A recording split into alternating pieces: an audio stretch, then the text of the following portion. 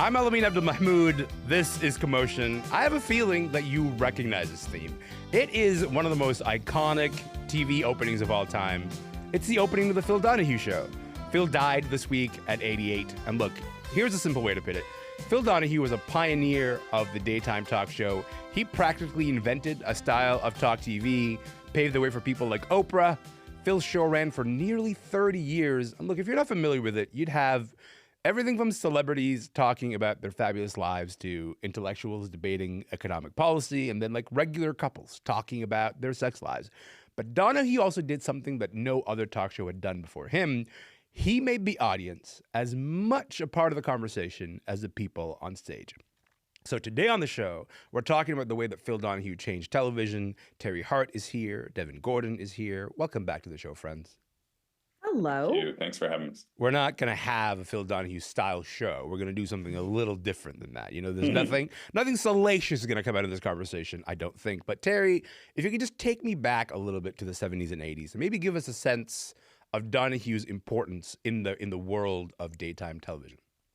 Yeah, he was a titan. I mean, he really did. You covered some of it in your intro, Elamin, but he really did create a style of a talk show that paved the way for Oprah. Before there was Oprah, there was Phil. And that really, for people who might be a bit younger and don't have that point of reference, he was as big, if not bigger at certain points than Oprah was. And just to kind of fill out the idea of what he did in terms of including the audience in his show, it used to be television was produced in a way that it was very talking heady. Like you had your stoic person at the top, their voice mattered, and everything emanated from them. And he broke those rules and started inviting the audience to not only comment, but also ask questions. And I think it kind of brings anybody back to a fundamental journalism school idea that part of interviewing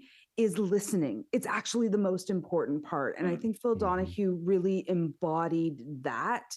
And his voice wasn't the most important in the room. The most important people in the room were the people who were there really creating the show with him. And it changed the game.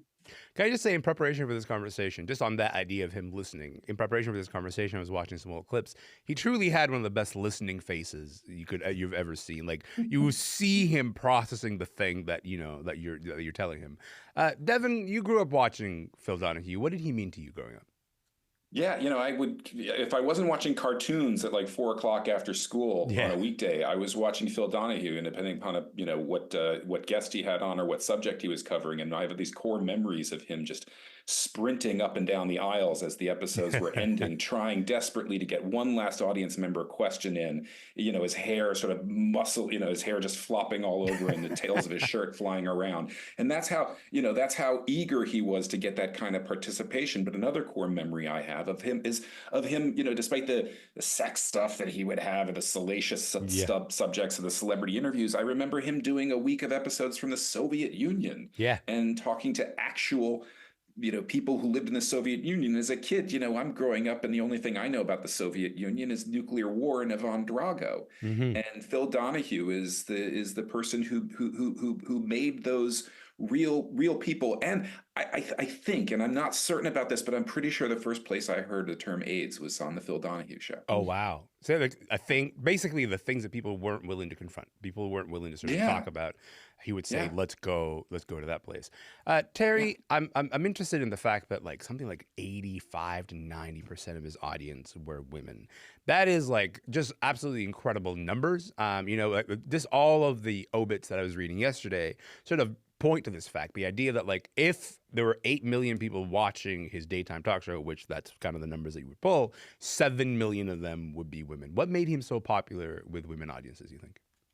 I mean, Phil Donahue was a hottie, right? Like he looked good. Was he? Go on. Okay. He looked good, but he didn't look good in an intimidating way. Like I think that kind of graying white hair, his approach to conversations made him really kind of safe territory and really likable. And, to refer to a very old turn of phrase, like he was kind of the guy you wanted to bring home to mom. He was smart and jaunty, and he was funny, was interested. There's nothing more appealing than a man who is interested in what other people have to say, and Phil Donahue really was that. And so I do think he was kind of a safe place for people, as Devin said, to learn about things that other people weren't talking about. And of course, back in the day, there were a lot of women who worked from home, who stayed home, so daytime television was a very different place than it is now. And back to the safety issue, when daytime television changed and we got to the Maury Povich and Geraldo Rivera times, nobody felt safe with them. They were doing like gotcha, paternity tests, and that just wasn't Phil Donahue's style. So I think that his appeal to that huge swath of women in North America was about his appearance and the time where women were in their lives, and the fact that you felt that you were going to learn something respectfully when you were watching Phil Donahue. Yeah, I appreciate that distinction, because I don't think I've ever felt those emotions watching Maury or Geraldo. Like, I think those are shows where you watch them and you're a little bit scared. You know what I mean? Like, that's at least a part of the sensation of watching those shows, certainly. Devin, can I just say, like, one of the most incredible things about an episode or a week worth of episodes of a Phil Donahue show is that one day you could tune in and hear regular people talking about their sex lives, and then one day you would tune in and hear this. Why couldn't the men, the millions of men, women, and children who are Arab and who find themselves in this desperate conflict and look around wondering where peace will be, why can't they be angry with you for your characterization of them, your slap at them, your roundhouse criticism of them, when you don't seem to be able to tolerate a questioner who suggests that she disagrees with you? So that's Phil Donahue talking to the author Ayn Rand in 1979, talking about the Middle East conflict. The discussions on the show could be fun, could be frivolous, but also, even though one day you could have this really salacious discussion, the next day you could be like, okay, we're going to do something very serious today. How do you think Phil was able to pull that range off, you think, Devin? Well, he was trained as a journalist, right? So he had that journalist's inquisitiveness and willingness to confront. But at the same time, he was this just deeply empathetic person, not just with his guests, but also with his audience. We were talking earlier about the percentage of women who were listening to his show, and his ability to empathize with that housewife at home and take her seriously and have respect for her ideas and what she was, her life, and that she had thoughts and opinions about these conversations when no one was really doing that. And I think he also had this sort of anti-establishment sensibility. He was very liberal, and I think that really shined through and enabled him to take seriously people from perhaps the margins of society who weren't really getting the attention or the respect that they would get in other venues, where they might have been more brought on to be exploited and taken advantage of and used purely for their maybe controversial abilities or presence on television. We should mention that part of that anti-establishment sort of spirit came into play a little bit later, because he had the show on MSNBC and he publicly opposed the U.S. invasion of Iraq, and he says that's why the network had fired him. Teri, Phil Donahue ruled the daytime talk show format between the 70s and 80s. As you get to the 90s, though, the ratings start to go down. He signs off for good in 1996. What do you think were the factors that led to that decline? The Oprah effect. I mean, it was, sure. Yes. In one word, Oprah, yes. Yeah, Oprah was untouchable, and everybody who was watching daytime television just kind of shifted to her and what she was doing. And also, it's worth noting, around 1996, it's when options on television became so much broader. I mean, digital television came into play.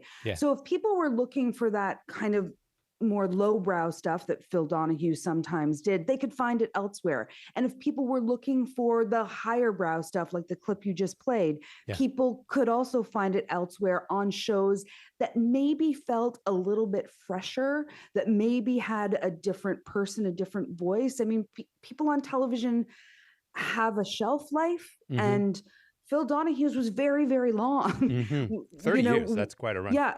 It's quite a run. So I think it was a combination of, technology is always at the root of change. And I think that technology really was at the root of the Phil Donahue change.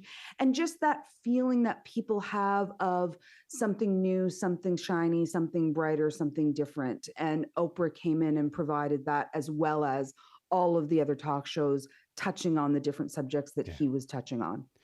You mentioned the Oprah effect. I just want to read a part of Oprah's tribute to Donahue. She wrote, "There wouldn't have been an Oprah show without Phil Donahue being the first to prove that daytime talk and women watching should be taken seriously. He was a pioneer. Rest in peace, Phil." That's Oprah's statement about Phil Donahue. Devin, by the 90s, the daytime talk shows were taken over by these salacious types. We mentioned Maury, we mentioned Geraldo, also, of course, Jerry Springer. What role do you think Donahue himself and the show that he made played in the rise of tabloid TV? Is it him to blame, quote unquote, or were they sort of maybe copying the wrong thing from the format that he had?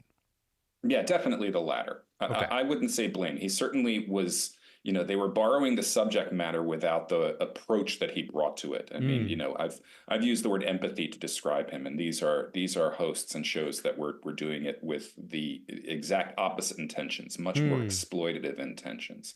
A lot of punching down. And that was something that Phil would never do with his audience members or with the guests that he had on his show. He was never punching down. You would get the sense that someone like Jerry Springer or Maury Povich, they were taking advantage of these people and their problems and their issues and almost sort of separating themselves from them, making a distinction between them and the rest of us. We were there to point at them and laugh at them and take sort of a almost reality TV pleasure from them, a precursor to that approach. And so in that respect, I suppose you could say that certainly Phil Donahue influenced them. They learned from him, but I would definitely not go so far as to say blame, because I'm sure Phil Donahue would sort of be sort of nauseous at the way they approach their subjects. Teri, as you kind of look at the media landscape now and think about Phil Donahue and the show that he created and the approach that he took to his work, where do you see his legacy sort of coming through, do you think?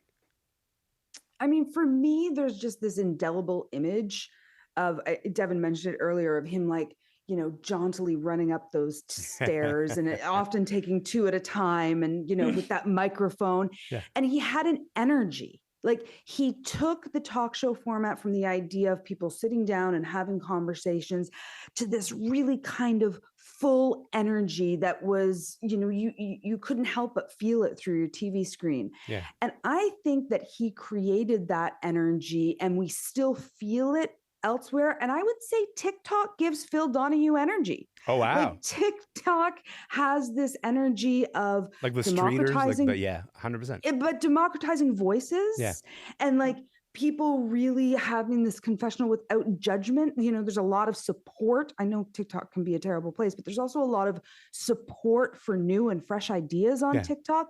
That's all in the Phil Donahue wheelhouse. So yeah, I would say he is, his legacy is continuing on, even in how we're seeing social media being presented now. I love that idea. I'm going to open my TikTok app and go thank you, Phil. We owe part of this to you. Devin, last word to you on this. Where do you see his legacy shining through? Well, I think you see it in The View. You see it in Ellen. You see it in Kelly Clarkson. It's ironic that in some ways a traditional male host sort of opened the door for women to be hosting these shows. But I think he did. I think that's one of his legacies. I also think it's remarkable, that he was having an hour-long show about one subject, or mostly one subject, in an era when we're skipping through things so quickly. The way he would have a sustained examination and exploration of a topic is almost antiquated now. Yeah. I think when I was watching those clips and looking at his listening face, to me, the person on television who reminds me the most of Phil Donahue, out of all people, Teri, is Drew Barrymore, who has probably the most intense listening phase on her talk show. She sits so closely to people as she's sort of listening to them. And it felt like a little bit in conversation with what Phil Donahue did. I got to leave it there, but I really appreciate this conversation and appreciate both of you being here. Teri and Devin, you guys are the best. Thank you so much again. Thanks for having us. Of course, anytime. Teri Hart is an entertainment reporter in Toronto. Devin Gordon is a writer for the New York Times Magazine and The Atlantic. He's based in Boston.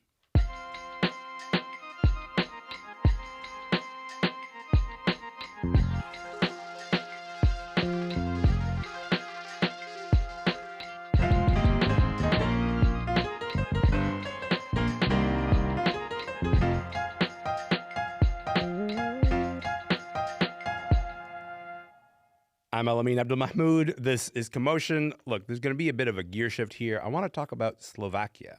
Right now, the government there has targeted some of the country's biggest cultural institutions. Slovakia is governed by the pro-Russian populist Robert Fico.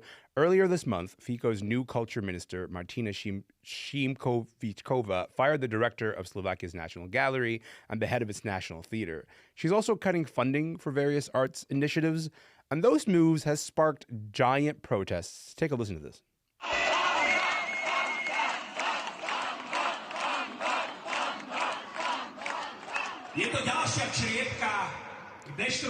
Just to get some perspective on what's happening in the region, Gregor Kwiatkowski is here. He's a musician who's toured through Slovakia. He's also a poet and Eastern European scholar who's seen similar situations play out before in his native Poland. Gregor, welcome to the show. Hello, it's great to be here. Thank you. Of course. Listen, I know that maybe the audio is not perfect, but like if you don't mind, just give me a brief snapshot of how Slovakia got to the point where it's now going after its large cultural institutions. Well, I think it's a wider problem. I think, unfortunately, it's like a zeitgeist. It's a sign of the times we're living. So I think it's a pretty the same. What was happening during the Brexit in UK? It's a pretty similar thing that is happening, or it was happening in France with Marine Le Pen. So it's pretty similar to Donald Trump supporters and Donald Trump. So the issue is far right wing movements and fascist movements, and these movements, these politicians are a big threat to the democracy and to the free world. So we are talking about really frightening situation, and Slovakia is in a really big trouble. It's not like an accident, or it's a very, very pro-Russia Eastern way of doing a politics. And it's very, very dangerous for the whole world, really, for Slovakia people, but for whole Europe. Please remember that Slovakia is a part of the European Union. So I think the artists are protesting against the next very bad steps of Minister of Culture, who is firing everyone all around from these big cultural institutions. And I think that the protests made mostly by artists is the key to solving this solution and the key to win this very tragic situation. I think the idea here is when a minister of culture is sort of going after cultural institutions, it feels like an attempt to maybe even shift the culture of the country itself. The Slovakian culture minister has said these dismissals were the result of, quote, managerial failures. How are the dismissals being perceived in the artist community? Well, everyone was in shock, and everyone is in shock. And you heard these voices from the protests. So these people were screaming during the protest, shame. They were screaming shame, hańba. And the situation in Slovakia is so full of absurd that it is obligatory now in the national radio to play Slovak national anthem every day. So the situation is really very, very. It's full of absurd, but it's as I said, it's also frightening. It's not only like a part of the Samuel Beckett play, but it's very, very frightening. By the way, theater. A few days ago, Slovak Deputy Environment Minister Stefan Kufa interrupted a theater performance in Slovakia because he said it is perverted. So he stopped the show, the spectacle. So I think it's very, in some way, I've got an idea that it's happening in Russia, not in Slovakia, but actually it's happening in Slovakia. And unfortunately, the government of Slovakia, Robert Fico, and his government, they are very, very pro-Russian, they are very anti-Ukrainian, and they are very anti-democratic. Can you give a sense of the cultural institutions that they're going after? Because I think you mentioned the head of the National Theater Organization. I think there's another person who was also fired. So what kind of organizations has the government sort of been going after? Well, I think obviously most of them, National Gallery, National Theaters, we in Poland, because I'm talking to you from Poland, and the point is that in Poland we had for 8 years right-wing government led by Jarosław Kaczyński, and we had the same situation. So the right-wing, far right-wing government fired everyone all around who believed in European Union, who believed in democracy and freedom of speech. So, and they just fired one after another artist and cultural manager just to show them their place in the society. So, this is the message. There is no place here for you. There is no place for democracy. There is no place for LGBT people. There is no place for people who think that the Western values or European values are something important and good. Gregor, we should say you're based in Poland, so just over the border from Slovakia. But as you mentioned, your country has also had a populist right-wing government for many years until a center-left coalition took over last year. What lessons would you say from the Polish experience can be passed on to artists, but also people in the art community in Slovakia right now? Thank you for this question. It's a great question. Actually, I'm a good example, good and bad, because for 7 years under his government, I was a bit afraid, but I used to it. So I used to be afraid. You know what I mean? And this is the worst thing we can do. Used to bad environment all around us. So after 7 years, I will give you an example of the power of art. And I was part of the team. So 1 year ago, there was a premiere of the movie called Green Border. It was directed by many times nominee to Oscar director Agnieszka Holland. So it was a movie about the crisis on the Polish-Belarus border. And this movie made by Agnieszka Holland was saying very bad and true things about Polish officials and army. And then Polish far right-wing prime minister, president, were so angry on Agnieszka Holland and on this movie. They were so afraid, actually, that they condemned this movie and her and everyone who was included, so also us. And Agnieszka Holland had the death threats, even Trupa Trupa, because my band was making part of the soundtrack to the movie. We also had death threats and these kind of things. And suddenly, after we won the elections, suddenly it all stopped. You know what I mean? It all stopped. The hatred stopped. It just shows how the big impact on people has got official policy and politics. And it also shows how the politicians are afraid of art. The Polish president was afraid of one movie. Polish prime minister was afraid of one movie. And when this movie won in Venice, on the Venice Movie Festival, the special jury award, they were super frustrated. So my advice is, don't use to evil, don't use to bad environment all around you. You have to protest. You have to go in the direction of freedom, and the art has got a big power to change the reality. And I think that the politicians, cynical far right-wing politicians, they are very, very afraid of protest. They are very, very afraid of the power of the art. So I think that's the point: protesting and creating an art. I think the idea that you just mentioned, the idea that the threats just stopped after the government after that particular government had left power. That's something that's important to sit with, because you sort of hear these accounts from artists who are saying, you know what, we live lives of being afraid because some of these politicians are directing all this hatred towards us, or these cultural institutions living their lives being afraid of that hatred being directed towards them. The idea that goes away when there isn't a political figure sort of leading that hatred. That's a valuable and important lesson. Gregor, I want to say thank you for coming on the show. I really appreciate you being here. Thank you so much for your time, friend. And the last thing, the next big protest in Slovakia will be on 28th of August. So there will be big another protest, and fingers crossed for democracy in Slovakia. I will be watching those protests closely. I really appreciate your time. Thanks again, Gregor. Thank you. Of course, anytime. Gregor Kwiatkowski is a poet, scholar, and member of the band Trupa Trupa. He joined me from Gdansk, Poland. And that is it for the show today. My name is Elamin Abdul Mahmoud. Hey, listen, while you're listening to the show, we'd really appreciate if you go over to our Instagram. We are at CommotionCBC. You can follow us there. You can get additional content there as well. I will see you tomorrow. Thank you so much for listening.